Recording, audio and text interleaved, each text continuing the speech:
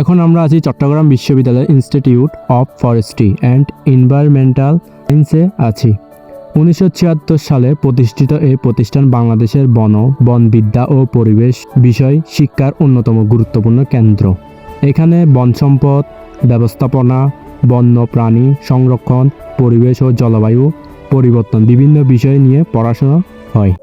Hello everyone, কি অবস্থা সবার? আই হোপ গাইস সকলে ভালো আছেন। অনেকদিন পর আবারও চলে আসলাম আমরা নতুন একটা ভিডিও নিয়ে। আজকে আমরা যাবো ফরেস্ট্রিতে যাওয়ার আগে চট্টগ্রাম বিশ্ববিদ্যালয় ফরেস্ট্রি গ্যারেজের পাশে একটা রাস্তা গিয়েছে। চলুন আজকে সেটা দিয়ে আমরা যাই। এখানে একটা সুন্দর একটা গ্রিন ভিউ আছে। আজকে আপনাদের সাথে সে ভিউটা এনজয় করবো। দেখুন আস্তে না আস্তে কি ভিউ, অসাধারণ একটা ভিউ। রাস্তা দুই পাশে গ্রিন ভিউ, সত্যি এটা অসাধারণ। চোখ যাচ্ছে, সত্যি মনটা একদম ফ্রেশ হয়ে যাচ্ছে ভিউটা দেখার পর।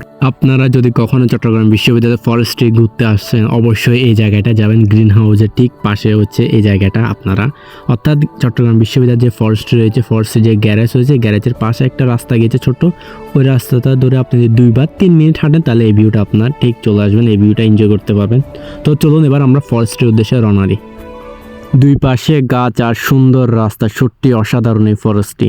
আর গাছের মধ্যে রয়েছে এই যে একটা স্ক্যানার দেখতে পাচ্ছেন। এই স্ক্যানারটা যে আপনি মোবাইল দিয়ে স্ক্যান করেন তাহলে এই গাছ সম্পর্কে আপনি সকল তথ্য জেনে যাবেন। তো এখন আমরা চলে এসেছি চট্টগ্রাম বিশ্ববিদ্যালয় ইনস্টিটিউট অফ ফরেস্ট্রি এনভায়রনমেন্টাল সায়েন্সে আছে। 1976 সালে প্রতিষ্ঠিত এই প্রতিষ্ঠান বাংলাদেশের বনবিদ্যা ও পরিবেশ বিষয়ে শিক্ষার অন্যতম গুরুত্বপূর্ণ কেন্দ্র। এখানে বন সম্পদ ব্যবস্থাপনা, বন্যপ্রাণী সংরক্ষণ, পরিবেশ ও জলবায়ু পরিবর্তন বিভিন্ন বিষয় নিয়ে পড়াশোনা ও গবেষণা করা হয়। সবুজে ঘেরা এই চট্টগ্রাম বিশ্ববিদ্যালয়ের পরিবেশ এই প্রতিষ্ঠান বন সম্পদ ব্যবস্থাপনা, বন্যপ্রাণী, পরিবেশ, জীব বৈচিত্র্য, প্রকৃতি সম্পদ বিভিন্ন বিষয়ে কাজ করা হয়। শিক্ষার্থীদের বাস্তব অভিজ্ঞতার জন্য প্রতিটি সিস্টেম ফিল্ড ট্যুরের ব্যবস্থা রয়েছে। চট্টগ্রাম বিশ্ববিদ্যালয়ের সবুজায়ন বৃক্ষরোপণ কার্যক্রমে এই ইনস্টিটিউট গুরুত্বপূর্ণ ভূমিকা রাখে। চট্টগ্রাম বিশ্ববিদ্যালয় অনুযায়ী ক্যাম্পাসে 400 একরের বেশি এলাকায় বৃক্ষরোপণ রয়েছে এবং 200 এর বেশি প্রজাতি গাছ রয়েছে। ছবির মতো সবুজ পরিবেশটি তাই সুন্দর ও সৌন্দর্যের জন্য ফরেস্ট্রি বিশেষ শিক্ষা গবেষণা সংরক্ষণ। এখন আমরা যাব একাডেমি ভবন। আর যাওয়ার পথে সুন্দর একটা ভিউ চোখে পড়লো। এখানে লেখা আছে সিঁড়িতে বসবেন না, কারণ এখানে শিক্ষকরা যাওয়া আসা করে। কে শুনে কার কথা? दिमाग खराब हो जाएगा, मैं माँ अम्मा बहन पे आ जाऊंगा मैं इनकी। আসসালামু আলাইকুম বরবাদ। ফরেস্ট্রির এই সিঁড়িটা সত্যি অনেক সুন্দর। এখানে ছবি বা ভিডিও করলে সেটা অসাধারণ হয়। আর এখানে যেহেতু বসা নিষেধ তাই দাঁড়িয়ে দাঁড়িয়ে কয়েকটা ছবি তুললাম আর কয়েকটা ভিডিও করলাম। এবার চলুন আমরা ভবনের দিকে আগাই। এই ছবিটা দেখে আপনারা কি বুঝতে পারলেন? গাছ থেকে যে আমরা অক্সিজেন নিই এটাই তার একটা সুন্দর একটা উদাহরণ দৃশ্যের মাধ্যমে একে বোঝানোর চেষ্টা করলো। এখন আমরা চলে এসেছি চট্টগ্রাম বিশ্ববিদ্যালয়ের একটি গুরুত্বপূর্ণ একাডেমি ভবনের সামনে। এই ধরনের একাডেমি ভবনগুলোতে বিশ্ববিদ্যালয়ের বিভিন্ন বিভাগের শিক্ষা কার্যক্রম, ক্লাস, পরীক্ষা ও একাডেমিক কাজ পরিচালিত হয়। চট্টগ্রাম বিশ্ববিদ্যালয় পাহাড়ে ঘেরা একটি বড় ঐতিহ্যবাহী ক্যাম্পাস, যেখানে বিভিন্ন একাডেমি ভবন ছড়িয়ে রয়েছে।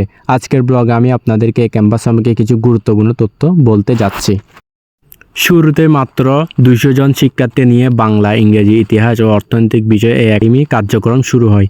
পরবর্তী ধীরে ধীরে নতুন অনুষদ বিভাগ ও ইনস্টিটিউট যুক্ত হতে থাকে, যেমন সমাজবিজ্ঞান অনুষদ, কমার্স অনুষদ, আইন বিভাগ, বনবিদ্যা ইনস্টিটিউট ইত্যাদি। বর্তমানে চট্টগ্রাম বিশ্ববিদ্যালয়ের বিভিন্ন অনুষদ বিভাগ, বিজ্ঞান বিভাগ, মানবিক বিভাগ, সামাজিক বিভাগ, ব্যবসা, আইন, জীববিজ্ঞান, প্রকৌশল, মেরিন সায়েন্স ইত্যাদি পড়াশোনার জন্য চট্টগ্রাম বিশ্ববিদ্যালয়ের শিক্ষার্থীদের জন্য রয়েছে।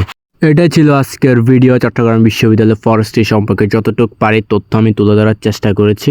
তো থ্যাংক ইউ সো মাচ যারা এতটুকু আমাদের ভিডিওটা দেখেছেন। একটা কমেন্ট করবেন আর নতুন কি ভিডিও চান বা কোন ডিপার্টমেন্ট সম্পর্কে ভিডিও চান অবশ্যই আমাদেরকে কমেন্টে জানান। আমরা সেই ভিডিওটা আপনাদের সম্পর্কে তথ্য বা ভিডিও করে আপনাদের কাছে তুলে ধরার চেষ্টা করব। তো অসংখ্য ধন্যবাদ আমাদের পেজটিকে ফলো করার জন্য। যারা ফলো করেন অবশ্যই ফলো করে পাশে থাকুন।